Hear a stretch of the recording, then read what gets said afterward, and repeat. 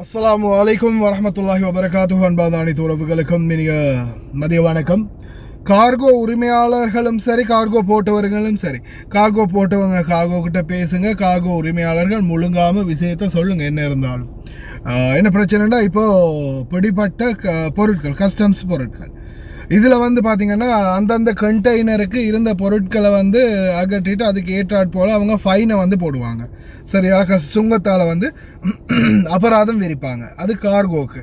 சில நேரங்களில் வந்து பார்த்திங்கன்னா சில கண்டெய்னர்களில் பொருட்கள் அதிகமாக இருக்கிற பட்சத்தில் சுங்க அதிகாரிகள் வந்து இதை இப்போ என்ன பண்ணுவாங்கன்னா, வணிக வர்த்தக அமைச்சத்துக்கு பாரம் கொடுப்பாங்க. மினிஸ்ட்ரி ஆஃப் காமர்ஸ் இண்டஸ்ட்ரிக்கு அந்த பொருட்களை வந்து சுங்க அதிகாரிகள் இப்போ மற்ற போதைப் பொருளை பிடிச்சா, சிகரெட்டை பிடிச்சா, சாராயத்தை பிடிச்சா அடித்து உடச்சி அதை அநியாயமாக்குற மாதிரி இது அப்படி பண்ண மாட்டாங்க. இது அவ்வளோத்தையும் என்ன பண்ணுவாங்க, வணிக வர்த்தக அமைச்சகத்துக்கு பொறுப்பு கொடுத்துருவாங்க. மறுபடியும் தொம்மீனில் கொண்டு போய் இதை சேர்க்கறதுக்கு. ஆனால் இப்போது வணிக வர்த்தக அமைச்சகம் யார் யார் இந்த பொருட்கள்லாம் ஏற்றிருக்கிறாங்கன்ற லிஸ்ட்டை கார்கோவில் இருந்து எடுங்க. அத்தனை பேர்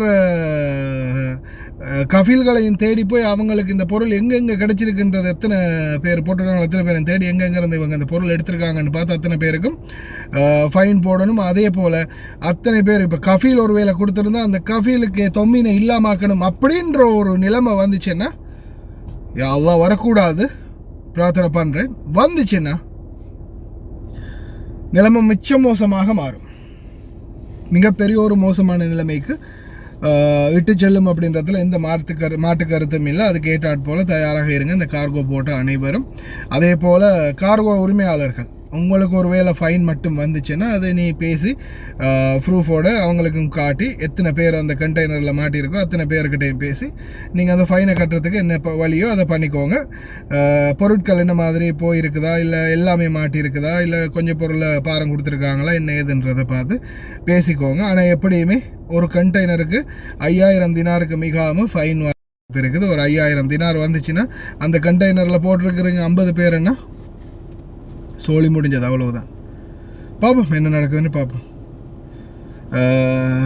தொம்மீன் பொருட்கள் இனிமேல் போடாதீங்க, அவ்வளவுதான் சொல்ல முடியும். தொம்மீன் பொருட்கள் போட்டிங்களோ சோழி முடிஞ்சது. கடையில் மாவு எண்ணெய் கடையில் கூட வாங்கி போடாது. கோதுமை மாவு பேக்கெட் இருக்கு இல்லையா, அந்த மாவு பேக்கெட்டு எண்ணெய் கடையில் வாங்கி போடுறது, மெக்கரோனி வேணாம், போட்டுறாதீங்க.